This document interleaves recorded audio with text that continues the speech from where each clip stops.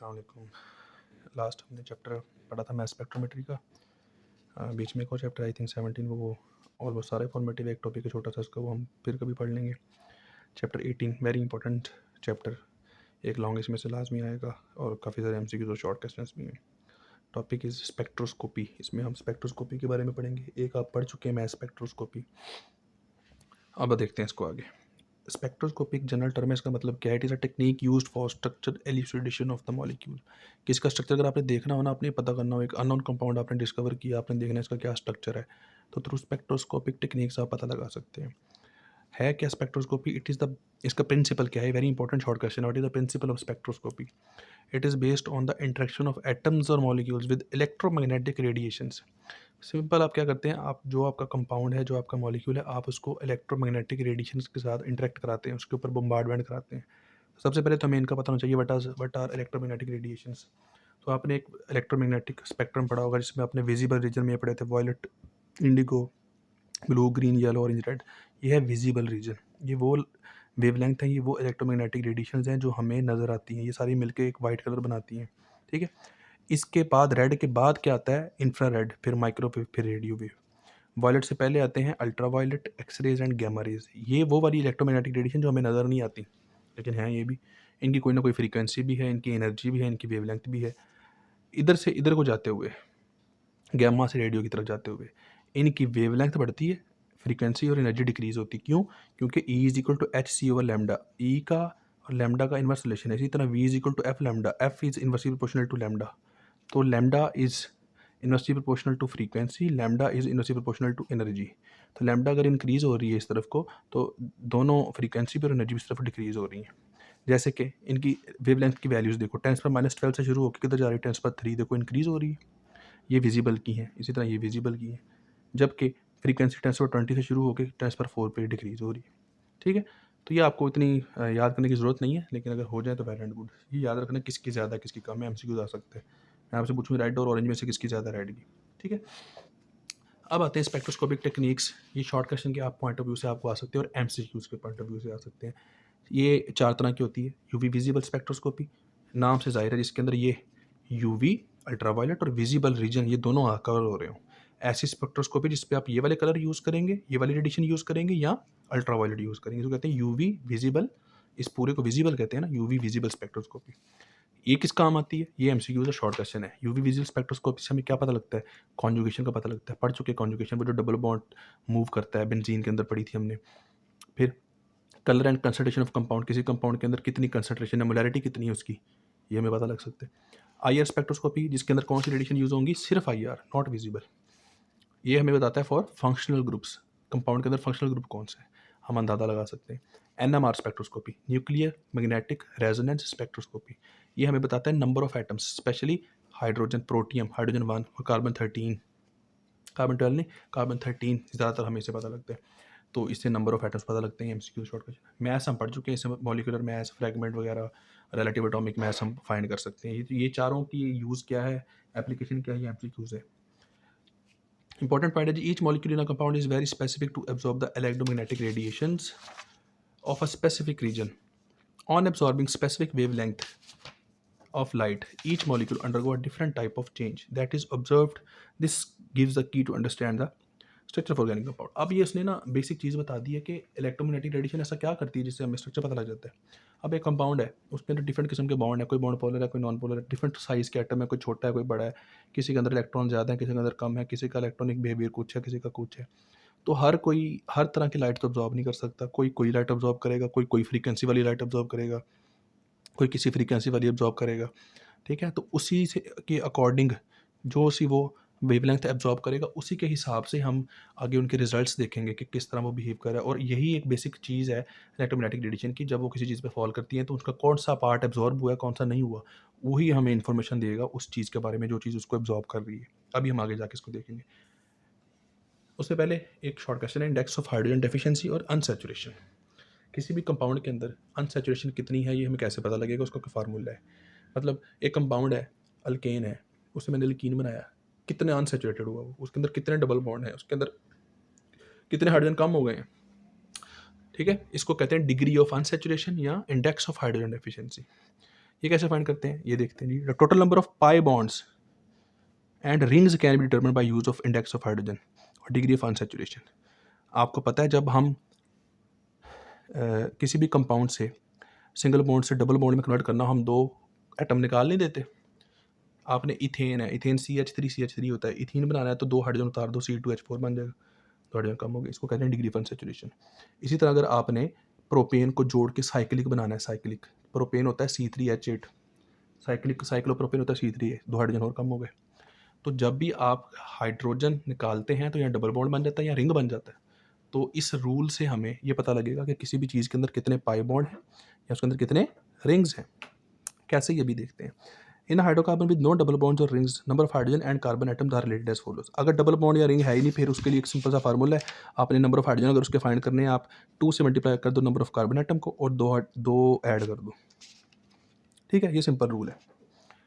Each multiple bond और ring reduces the hydrogen count. जब आप डबल बॉन्ड बना देंगे या ट्रिपल बॉन्ड बना देंगे तो ये हाइड्रोजन कम हो जाएंगे। ठीक है, एक डबल बॉन्ड से 2 हाइड्रोजन कम होते हैं, 2 डबल बॉन्ड बनाओ तो 4 कम हो जाएंगे। इसको कहते हैं डिग्री ऑफ अनसैचुरेशन। जैसे ये देखो C2H6 है, मैंने डबल बॉन्ड बनाना है तो एक हाइड्रोजन ये उतारूंगा, एक ये उतारूंगा, यहाँ डबल बॉन्ड बन जाएगा। ये देखो 6 हाइड्रोजन थे, 4 रह गए, कम हो गए। C3H8 ये प्रोपेन है, ठीक है, 8 हाइड्रोजन है, मैंने इसको साइक्लिक बनाया, ये देखो 4 बॉन्ड पूरे करो, C3H6, 2 कम हो गए। ये रिंग बन गया, ये डबल बॉन्ड बन गया, ये दोनों पता लग सकते हैं आपको। इसका फार्मूला ये है डिग्री ऑफ अनसैचुरेशन फाइंड करने का, 2 इंटू कार्बन प्लस 2 प्लस कितने नाइट्रोजन है उस कंपाउंड के अंदर, माइनस हाइड्रोजन माइनस कितने हेलोजन है, N for nitrogen, X for hydrogen. ठीक है, इससे कंपाउंड से, अच्छा इस रूल का ये है कि this will tell you sum of multiple bond and ring. अब इस फार्मूले से जो आंसर आएगा उससे हम ये बता सकते हैं कि इस कंपाउंड के अंदर यहाँ तो इतने डबल बॉन्ड है, यहाँ इसके अंदर इतने रिंग है। ठीक है, ये अंदाज़ा लगा सकते हैं। तो ये इस रूल की वो भी कह लें आप डीमेरिट है, आप ये नहीं बता सकते कि डबल बॉन्ड है कि रिंग है, आप दोनों में से कुछ भी हो सकता है। वो तो हमें बाद में पता लगेगा कि रिंग कंपाउंड है कि वो दूसरा डबल बॉन्ड ट्रिपल बॉन्ड वाला है। But doesn't specify exactly how many multiple bond और रिंग आर प्रेजेंट, ये नहीं हमें पता लगता, ये तो एक वैल्यू बता देगा। This simple and fast calculation is useful for confront determine the structure of an unknown molecule. इस रूल में हमें एक सिंपल सी इन्फॉर्मेशन ये पता लग जाएगी कि इस कंपाउंड के अंदर अनसैचुरेशन है कि नहीं। फिर फर्दर स्पेक्ट्रोस्कोपी से आप बता सकते हैं इसके अंदर कितने एटम हैं, इसका रिंग स्ट्रक्चर है कि नहीं है। तो ये एक बेसिक सा रूल है। एग्जाम्पल करते हैं, C2H4 एक कंपाउंड है तो आप इसके अंदर डिग्री ऑफ अनसैचुरेशन फाइंड करें। वैसे आपको पता है इसके अंदर एक डबल बॉन्ड है तो एक आंसर आना चाहिए। तो 2 इंटू कार्बन, कितने कार्बन है 2, प्लस 2, नाइट्रोजन कोई भी नहीं है 0, हाइड्रोजन कितने हैं 4, हेलोजन कोई नहीं है। सॉल्व करो, आंसर 1 आएगा। इसकी डिग्री ऑफ अनसैचुरेशन 1 है। अब ये तो हमें पता है ना कि इसके अंदर 1 का मतलब एक रिंग नहीं है, एक डबल बॉन्ड है। अब अगर आपके पास कंपाउंड ही अननोन हो, आपको पता ही नहीं है मैंने किसका निकाला है, तो फिर आप सिर्फ ये कह सकते हैं यहाँ तो इस कंपाउंड के अंदर एक रिंग होगा, यहाँ इस कंपाउंड के अंदर एक डबल बॉन्ड होगा। वो आपको बाकी टेक्निक्स बता देंगी। इसकी निकालो, आंसर 3 आया, इसकी निकालो, आंसर 2 आया। ये बेंजीन है, ये इथाइन है। इथाइन के अंदर 2 डबल बॉन्ड होते हैं, बेंजीन के अंदर 3 डबल बॉन्ड होते हैं। ठीक है, तो 3 से अब ये भी पता लगता है 3 रिंग है, लेकिन बेंजीन का बाद में पता लगा उसके अंदर रिंग 1 होता है, 3 डबल बॉन्ड होते हैं। ठीक हो गया जी। तो इसके एमसीक्यूज आपने करनी। अब हम करते हैं स्पेक्ट्रोस्कोपी। पहली स्टार्ट वो है IR स्पेक्ट्रोस्कोपी की थ्योरी तरह अच्छे से समझनी है, आसान है, मुश्किल नहीं है ये। अब इसमें हम कौन सी इलेक्ट्रोमैग्नेटिक रेडिएशन यूज़ करेंगे, IR रेडिएशन यूज़ करेंगे और उसको मॉलिक्यूल के ऊपर बम्बार्ड कराएंगे। इसका वेव नंबर याद रखना है 4000 पर सेंटीमीटर से 625 सेंटीमीटर से। वेवलेंथ होती है लैम्डा। वेव नंबर का ये होता है साइन वेव, म्यू और ऊपर बार, ये होता है 1 ओवर लैम्डा के बराबर। लैम्डा का यूनिट होता है सेंटीमीटर या मीटर। 1 ओवर लैम्डा मतलब ये पर सेंटीमीटर बन गया। तो ये वेव नंबर है। तो लैम्डा और वेव नंबर तकरीबन एक ही है। वेव लेंथ क्या होती है, वेव लेंथ ये होती है कि दो क्रेस्ट के दरमियान जो डिस्टेंस है इसको लैम्डा कहते हैं। लेकिन वेव नंबर क्या होता है कि पूरी एक अगर आपका पास वेव हो तो पर सेंटीमीटर कितनी वेव्स उसके अंदर आ रही हैं, मतलब अगर 1 सेंटीमीटर उसके अंदर कितनी वेव्स आ रही हैं उसका वेव नंबर होता है। ठीक है, तो ये जो IR की रेडिएशन इसका वेव नंबर की रेंज ये है 4000 पर सेंटीमीटर से 625 पर सेंटीमीटर। स्पेक्ट्रोस्कोपी में ज़्यादातर हम वेव नंबर से ही डील करते हैं। ये तो इसकी MCQ हो गया। दूसरी चीज़, क्यों यूज़ करते हैं ये spectroscopy, to analyse functional group. Each functional group absorb a specific component of IR, this is recognise. अब 4000 से 625 के दरमियान कोई भी IR की जो रेडिएशन है वो एब्जॉर्ब हो सकती है, इसकी रेंज है ये। क्या पता कोई 625 एब्जॉर्ब करे, क्या पता कोई 1000 एब्जॉर्ब करे, क्या पता कोई 200 एब्जॉर्ब करे, क्या पता सॉरी 2000 करे, कोई 4000 करे। तो हर फंक्शनल ग्रुप डिफरेंट एब्जॉर्बेंस करेगा ना। जब डिफरेंट एब्जॉर्बेंस करेगा तो जो एंड पे रिजल्ट आएगा उसमें उनकी जगह भी डिफरेंट होगी, उनका जो ग्राफ बनेगा वो भी अलग अलग बनेगा। तो ऐसे आपको पता लग जाएगा कि दो कंपाउंड के अंदर फंक्शनल ग्रुप सेम है कि डिफरेंट है। समझ आ रही है बात? अब होता क्या है इसमें, widely use to find functional group, ये इसके यूजेज हैं, ये शॉर्ट क्वेश्चन आता है, अभी पढ़ चुके हैं हम। Identification of molecule, it has high scan speed, ये इसके एडवांटेज है। यूजेस भी कह लें आप, इंपॉर्टेंस भी कह लें, एडवांटेज भी कह लें। स्कैन स्पीड बहुत अच्छी है इसकी, रेजोल्यूशन बहुत है, बहुत अच्छे से आपको कंपाउंड की डिटेल बताता है, सेंसिटिविटी भी बहुत है। ये एक शॉर्ट क्वेश्चन है। दूसरा शॉर्ट क्वेश्चन है प्रिंसिपल ऑफ आईआर स्पेक्ट्रोस्कोपी, ये गौर से समझना जरा। आईआर स्पेक्ट्रोस्कोपी में ऐसा होता है क्या है कि आपको फंक्शनल ग्रुप के बारे में पता लग जाता है। इसकी मैं रीडिंग करता हूँ फिर समझाता हूँ, ज़रा गौर से देखिएगा। When an organic molecule having any functional group composed of some heteroatom, heteroatom कौन से होते हैं जो कार्बन हाइड्रोजन के अलावा हो, जैसे एल्डिहाइड के अंदर सी डबल बॉन्ड ओ है हेटेरोएटम जो फंक्शनल ग्रुप है ना, अमोनिया के अंदर NH2N है, हेटेरोएटम जो है उसकी वजह से जब वो एक्सपोज होता है आईआर रेडिएशन में, the electric field of rays interact with the dipole moment of the molecule. अब ये जो रेडिएशन होती है इनकी एक अपनी इलेक्ट्रिक फील्ड होती है, और जो भी बॉन्ड होता है जैसे ये NH बॉन्ड है ना, पार्शियल पॉजिटिव पार्शियल नेगेटिव, इन पे भी चार्ज है ना, तो चार्ज वाली स्पीशीज़ क्या इनका अपना भी डाइपोल मूवमेंट होता है और इनकी भी अपनी भी इलेक्ट्रिक फील्ड होगी। तो इनकी भी एक इलेक्ट्रिक फील्ड है, जो रेज आ रही हैं उनकी भी इलेक्ट्रिक फील्ड है। अब देखो और से समझना है, if the frequency of IR matches with the natural vibrational frequency of a bond और collection of bonds within the molecule, absorption rays occur. अभी देखें, एक चीज़ याद रखनी है आपने, जितने भी मॉलिक्यूल्स होते हैं ना, जैसे मैं अगर for example C double bond O की बात करूँ, ट्रिपल बॉन्ड O की, ये जो मॉलिक्यूल है ना, ये एक जगह खड़े नहीं रहते, ये ऐसे ऐसे स्ट्रेच भी करते हैं, ये वाइब्रेट भी करते हैं। इनके अंदर स्ट्रेचिंग्स भी होती हैं, इनके अंदर वाइब्रेशन भी होती है। क्यों? चार्जेस हैं इनके ऊपर, इनका इलेक्ट्रिक फील्ड है, तो ये मूव करते रहते हैं, या ये ऐसे ऐसे स्ट्रेच करते हैं या ऐसे ऐसे वाइब्रेट करते हैं। जब कोई चीज़ स्ट्रेच या वाइब्रेट करती है उसकी एक अपनी फ्रीक्वेंसी होती है। अब इसके ऊपर अगर कोई भी IR आके पड़े, रेडिएशन, इसकी जो फ्रीक्वेंसी है और ये जो इसकी अपनी एक स्ट्रेचिंग या वाइब्रेशन की वजह से एक नेचुरल फ्रीक्वेंसी है, अगर ये दोनों आपस में हो गई मैच, तो ये इसके अंदर एब्जॉर्ब हो जाएगी। जब ये इसके अंदर एब्जॉर्ब हो जाएगी, इसकी एनर्जी में ऐड अप नहीं हो जाएगी। अगर ये वाइब्रेट ऐसे ऐसे कर रही थी तो एनर्जी ऐड होने की वजह से और तेज़ वाइब्रेट करेगा, तो इसकी वाइब्रेशन बढ़ जाएगी, इसका बिहेवियर चेंज हो जाएगा। तो पहले अगर आपको ये ग्राफ के अंदर ऐसे ऐसे शो कर रहा था तो एनर्जी बढ़ेगी, तो इसका ग्राफ ऐसे बढ़ना नहीं शुरू हो जाएगा। तो IR एब्जॉर्ब होते ही मॉलिक्यूल का बिहेवियर चेंज हो जाता है, वो बिहेवियर ही हम कैप्चर करते हैं कंप्यूटर के अंदर in the form of graph. उसी से पता लग जाता है कि कौन सी IR एब्जॉर्ब हुई है।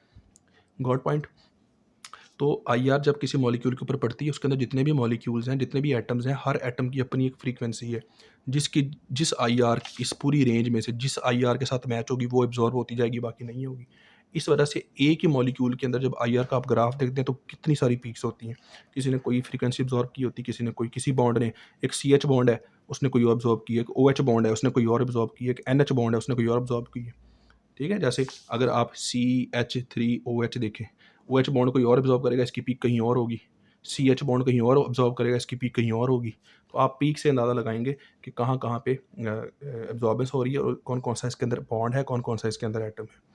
फिर आगे कहता है the bond starts to vibrate with more amplitude after this absorption, ये मैंने अभी आपको बताया, which leads to change in dipole movement, dipole movement भी चेंज हो जाएगा, उसका बिहेवियर ही चेंज हो जाएगा।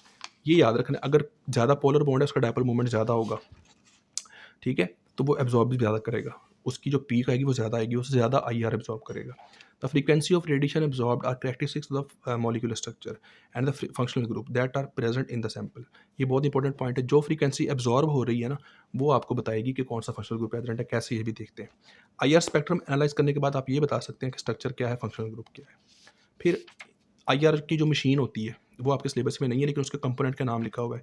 सबसे पहले उसके अंदर एक हो गया IR रेडिएशन का सोर्स जिससे IR निकलेंगी, फिर मोनोक्रोमेटर जो उसकी वेवलेंथ को एक स्पेसिफाई कर देगा, फिर सैंपल जहाँ पे आपने वो कंपाउंड रखा हुआ है इसके ऊपर IR पड़ेगी, उधर से निकल के डिटेक्टर की तरफ जाएगी। अब पता लग जाएगा ना कि IR इसमें से गुजरने के बाद कितनी एब्जॉर्ब हुई है और कितनी बच गई है, और जो एब्जॉर्ब हुई है उसी का डाटा कलेक्ट करके आप उसको प्रोसेस कर देंगे और आपको एक ग्राफ मिलेगा। अब देखते हैं कि ऐसा क्या होगा। IR स्पेक्ट्रम बन गया, आपको मिल गया, अब उसको रीड कैसे करना है। We have to analyse the absorption bands in the way we can find out functional groups present in the organic compound. हमें वो जो ग्राफ के अंदर बैंड्स आएंगे, पीक्स आएंगी, उनको पढ़ के बताना होगा, उसको एनालाइज करके बताना होगा कि कौन सा फंक्शनल ग्रुप है। Each peak in a spectrum correspond to a specific bond, this provide a fingerprint of the compound. अब देखो, एक कंपाउंड का IR का आपके पास स्पेक्ट्रम पड़ा हुआ है, दूसरे का स्पेक्ट्रम पड़ा हुआ है, वो एक दूसरे से मैच नहीं होंगे, बिल्कुल जैसे फिंगरप्रिंट नहीं होते, मेरा एक फिंगरप्रिंट दूसरे हाथ के दूसरे फिंगरप्रिंट से मैच नहीं हो रहा।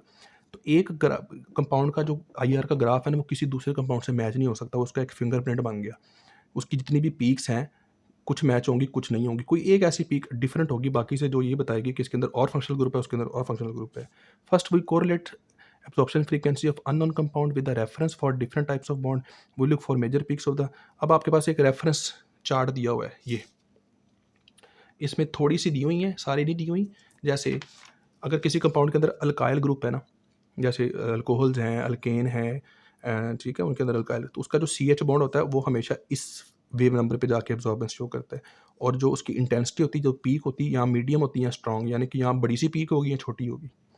इसी तरह अल्कीनाइल डबल बॉन्ड के साथ अगर CH है, या ट्रिपल बॉन्ड के साथ है, तो उनकी फ्रीक्वेंसी लिखी हुई है। C डबल बॉन्ड अल्कीन के अंदर हो तो ये फ्रीक्वेंसी है, C ट्रिपल बॉन्ड है तो ये फ्रीक्वेंसी है। एरोमेटिक का जो डबल बॉन्ड है बेंजीन के अंदर, उसकी ये अल्कोहल के अंदर OH होगा तो ये फ्रीक्वेंसी, कार्बोक्सिलिक इसके अंदर OH होगा तो ये फ्रीक्वेंसी। क्योंकि सब के अंदर पोलैरिटी डिफरेंट है, कोई बॉन्ड ज़्यादा पोलर है, कोई कम है, किसी का डायपोल मोमेंट ज़्यादा है, इस वजह से एब्जॉर्बेंस भी देखो डिफरेंट जगह हो रही है, होगी उसी रेंज में 4000 से लेकर 625 के दरमियान दरमियान, ठीक है, और इंटेंसिटी भी इनकी डिफरेंट होगी। इसी तरह ये देखो एल्डिहाइड, कीटोन, एस्टर, ठीक है, ये कार्बोनाइल कंपाउंड वाले, सब के अंदर कार्बोनाइल कंपाउंड है, सब ग्रुप है, लेकिन सबकी डिफरेंट है, क्योंकि सबके इर्द गिर्द चीज़ें जो लगी हैं वो भी तो मैटर करती हैं ना। तो अब ये एक ग्राफ है,